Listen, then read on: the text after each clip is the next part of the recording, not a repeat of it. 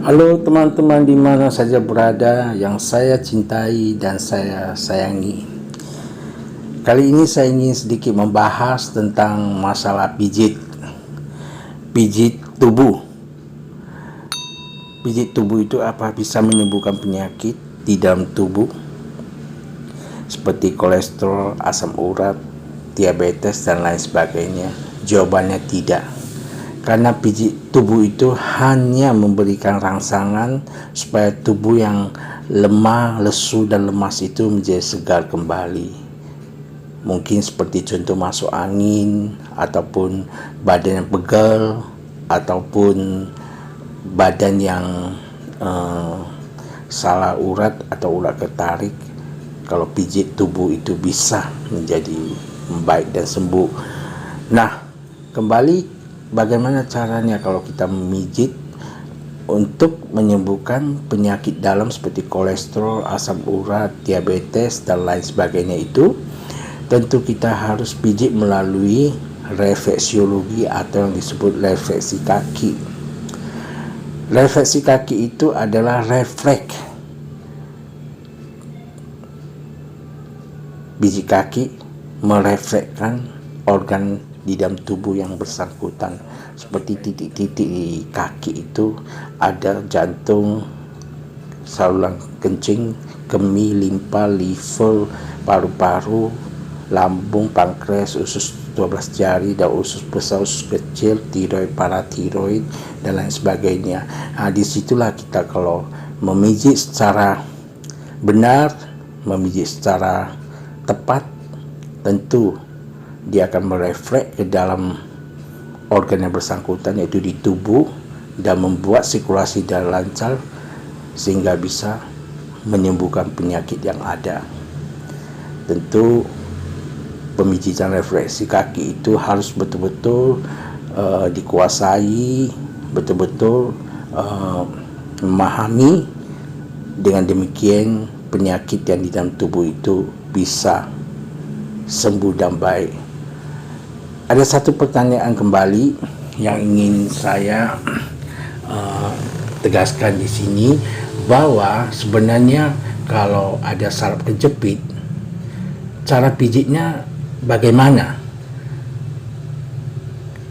Sebaiknya kita dari kaki dulu untuk memberikan pompa atau rangsangan sirkulasi darah kepada saraf kejepit itu.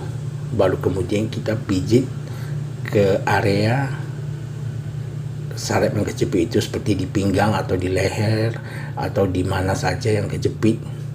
Baru kita pijit kembali di tempat yang bersangkutan. Yang utama itu tentu pijit dari kaki dulu ya. Oke teman-teman, melalui konten ini saya ingin sedikit juga menjabarkan bahwa dalam dunia pijit ini yang utama tentu harus kita pijit dengan konsentrasi, penuh dengan hikmah dan penuh dengan rasa percaya bahwa kita bisa memberikan hasil yang baik buat pasien, memberikan kesegaran, kesehatan. Tentu nilai hasil yang kita berikan itu bisa didapat oleh pasien tersebut.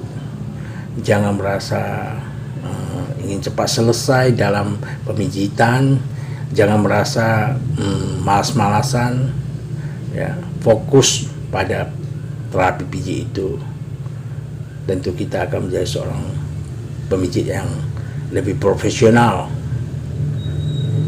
dan melakukan itu dengan terbiasa atau dengan seksama. Tentu lama-lama kita akan terbiasa melayani setiap pasien yang ada.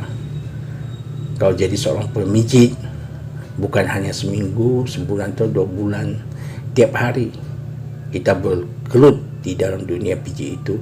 Tiap hari ada saja orang yang berdatangan meminta pertolongan supaya kita dipijit, supaya dia dipijit agar bisa sehat. Kita lakukan saja dengan santai, lakukan dengan teliti, ya, lama kelamaan kita jadi terbiasa. Salah satu utama dalam pijit itu kita harus punya keseimbangan tekanan, ya, baik di jari, baik di dekat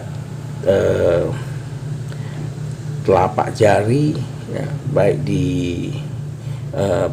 tekanan tenaga, semua itu harus seimbang. Tidak boleh terlalu lembut dan tidak boleh asal memaksa terlalu keras. Nanti hasil finishnya akan sangat buruk. Jadi pemijitan yang kita lakukan terhadap pasien atau customer harus benar-benar sesuai dengan yang ada dalam pijit. Buat teman-teman kalau ingin menjadi seorang pemijit ataupun ingin mencoba bagaimana bisa memijit yang benar atau tepat, yang harus kita lakukan adalah saat memijit itu dengan senang hati, memijit itu dengan perasaan gembira, ya. Kita akan menikmati pemijitan yang kita berikan kepada pasien itu dengan rasa suka, malah kita merasa tidak pernah capek. Habis pijit badan kita segar, karena seolah-olah yang kita lakukan itu adalah olahraga, bukan mengeluarkan tenaga yang asal-asalan, tapi menjadi sehat sendiri. Seperti saya sendiri yang sudah menekuni dunia pijit cukup lama, saya merasa bahwa pekerjaan pijit ini adalah satu kesempatan buat saya menjadi sehat. Saya memijit orang, mengeluarkan keringat, ya, melakukan dengan sepenuh hati. Selesai pijit malah badan saya menjadi segar, menjadi enteng. Bahkan badan saya itu cenderung jarang ya, maksud saya jarang sakit. Sampai usia yang cukup panjang ini, hampir sudah 50 tahun lebih, saya masih diberi kesehatan yang baik.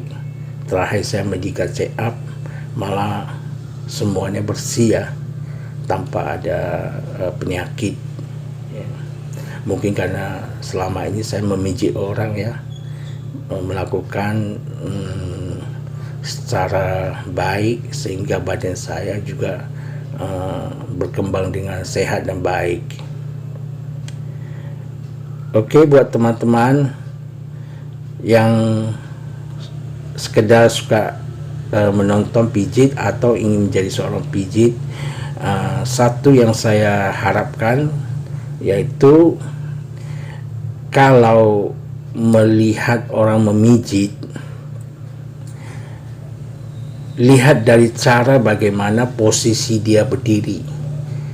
Dia menggerakkan tangan itu harus sesuai dengan gerakan, maksud saya ulangi kembali, tangan yang digerakkan itu harus berbarengan dengan gerakan badan dia. Jadi badan itu bergerak, tangan juga ikut bergerak, bukan berdiri mematung, tangan itu digesek-gesek atau diulur gitu.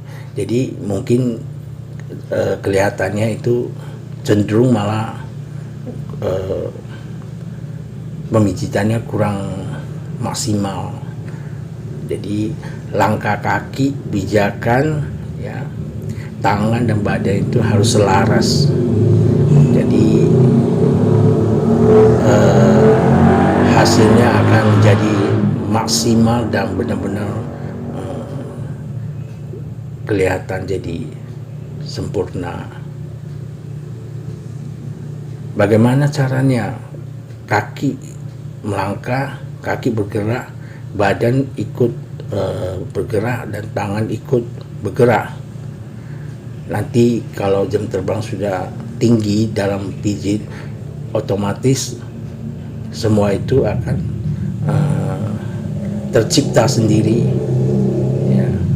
Bayangkan saja kalau kita bekerja di dalam dunia pijit itu bertahun-tahun ya, secara tanpa sadar kita sudah bisa menciptakan sendiri gerakan itu. Untuk pasien yang Anda pijit ataupun yang datang pada Anda, umumnya kalau dia mengeluh sakit, setelah Anda pijit dan bisa memberikan hasil buat dia, otomatis pasien itu kedepannya akan mencari Anda kembali.